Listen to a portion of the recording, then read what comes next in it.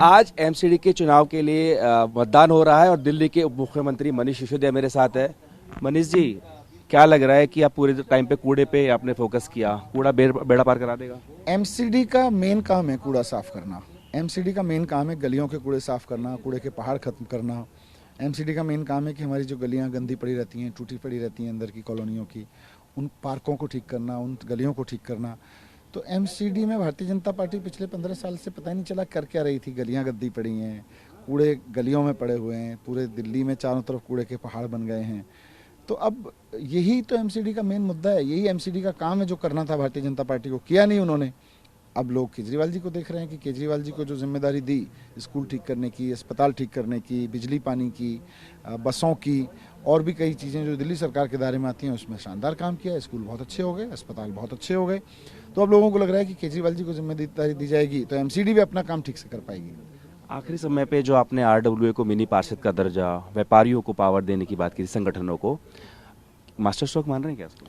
नहीं, देखो, ये आरडब्ल्यूएज एक्चुअली दिल्ली में मिनी पार्षद के रूप में उभरी हैं। पिछले 8-10 वर्षों में देखें तो जब भारतीय जनता पार्टी पूरी तरह से फेल रही एमसीडी का काम करने में, तो लोगों ने अपनी अपनी आरडब्ल्यूएज बना के अपनी जेब से पैसा दे के आरडब्ल्यूएज के माध्यम से काम कराए।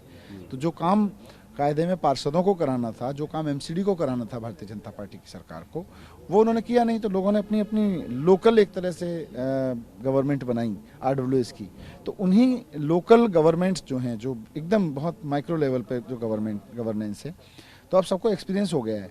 तो उनको मिनी पार्षद का दर्जा देके और उस काम को बदस्तूर जारी रखेंगे और उनको ऑफिशियली उनको पार्टनर बनाएंगे एमसीडी के काम में। एक तरफ आप और अरविंद केजरीवाल थे, दूसरी तरफ इतने बड़े बड़े मंत्री, कई राज्यों के मुख्यमंत्री, कहीं चुनाव प्रचार कमतर तो नहीं रह गया?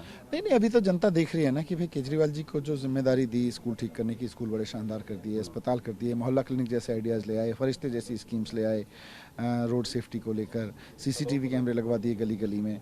तो लोग देख रहे हैं, तो उनको लग रहा है कि इनको जो जिम्मेदारी देते हैं वो ठीक करते हैं। बीजेपी वालों को जो जिम्मेदारी दी 15 साल में, काम तो उस पर कुछ किया नहीं, कूड़े के पहाड़ बना दिए, कूड़ा कूड़ा कर दिया गलियों को। और अब जब वापस चुनाव का समय आया, लोग पूछ रहे हैं कि भाई कूड़ा क्यों नहीं साफ हुआ, तो गालियां देने लग रहे हैं। कोई काम ही नहीं बता रहे कि हमने ये किया या ये क्यों नहीं किया, बस गालियां देने लग रहे हैं। हर रोज आप पे एक नए करप्शन के आरोप लगते थे, क्या वो कहीं लगता है नुकसान होगा इसका? नहीं, उससे क्या नुकसान होगा, क्योंकि जनता भी देख रही है। जनता को पता है कि भाई जो लोग काम कर रहे हैं वो करप्शन थोड़ी कर रहे हैं, और जो केवल गालियां दे रहे हैं वो पीछे से करप्शन करके ही आ रहे हैं। आखिरी सवाल, क्या लग रहा है कि अब एमसीडी चुनाव आज निपट जाएंगे तो ऑडियो वीडियो चिट्ठियों का दौर बंद हो जाएगा? भारतीय जनता पार्टी के पास, बेचारों के पास कुछ है नहीं। उनको राजनीति में काम करना आता नहीं है, तो उनको गालियां देनी आती हैं, वो गालियां देते रहेंगे, हम काम करते रहेंगे। आज का आकलन क्या है आपका? आज का आकलन वही है कि 250 से कितने? 250 में से, जैसा केजरीवाल जी ने कहा है, बीजेपी को जनता इस बार 20 सीटों से ज़्यादा नहीं देगी।